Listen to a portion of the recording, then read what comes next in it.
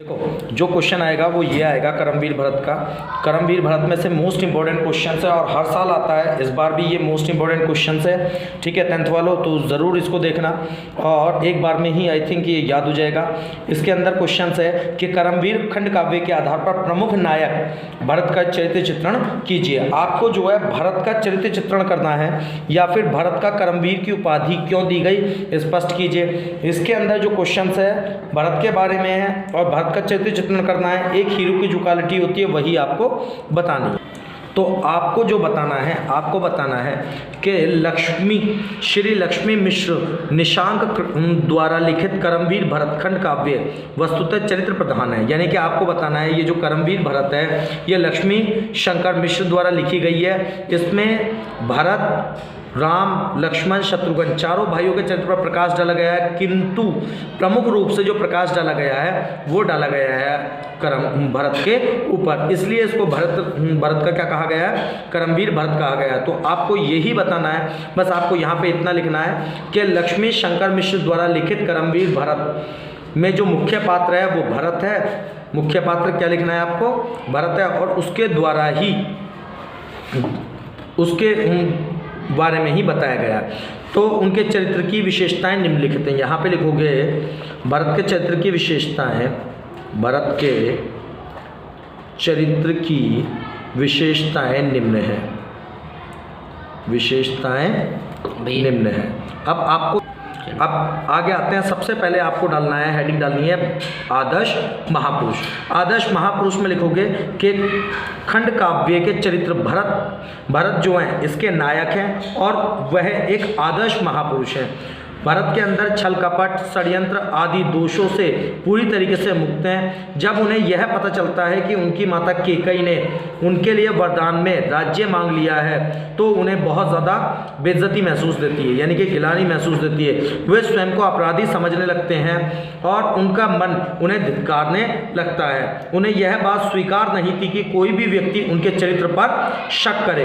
कौशल्या और केकई और वशिष्ठ तथा राम के सम्मुख वे अपने हृदय के भावों को इस महानता को प्रकट करते हैं। वे रघुवंश की नीति व मर्यादा का पालन करते हुए एक आदर्श प्रस्तुत करते हैं। वे कहते हैं कि जो राज्य तिलक होता है वो बड़े का होता है, छोटे का नहीं होता।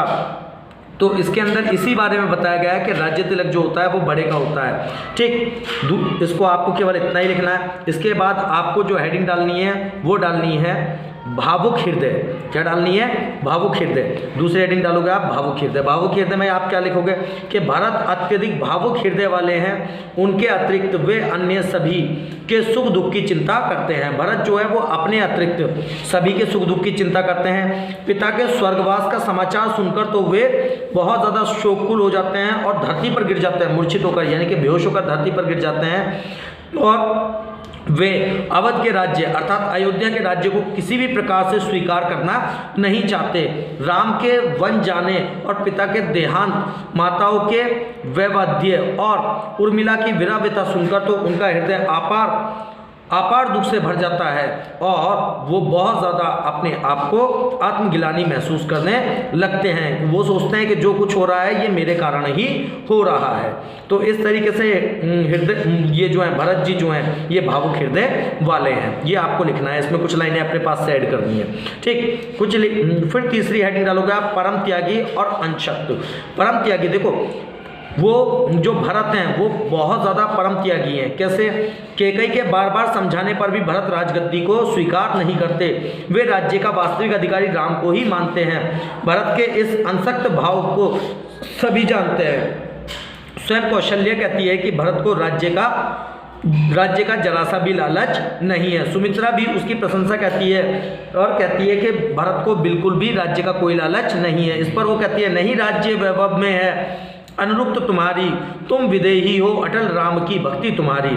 स्वयं मुनि वशिष्ठ और तथा राम भी भरत के त्याग और अंशक्त भाव की प्रशंसा करते हैं। नेक्स्ट आप लिखोगे राम के सच्चे अनुयायी।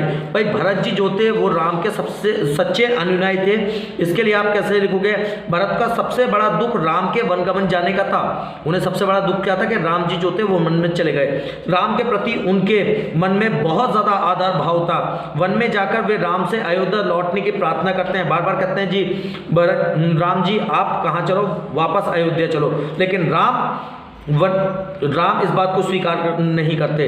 राम का वनवासी रूप देखकर तो भरत बहुत ज़्यादा व्याकुल हो जाते हैं, बहुत ज़्यादा परेशान हो जाते हैं। वे राम को पूर्ण भक्त हैं, आज्ञाकारी हैं तथा हमेशा कृपालु पात्र बने रहना चाहते हैं। राम के द्वारा समझाए जाने पर भी वो राम से यही कहते हैं, भाई जो भी कहो वही मैं आज करूँगा, तुम कह दो तो यश सिंधु में कूद पड़ूंगा। भाई जो तुम कहोगे वही करूँगा, अगर आप कह दोगे ना तो अभी मैं सिंधु अर्थात नदी में कूद जाऊँगा, सिंधु नदी में कूद जाऊंगा।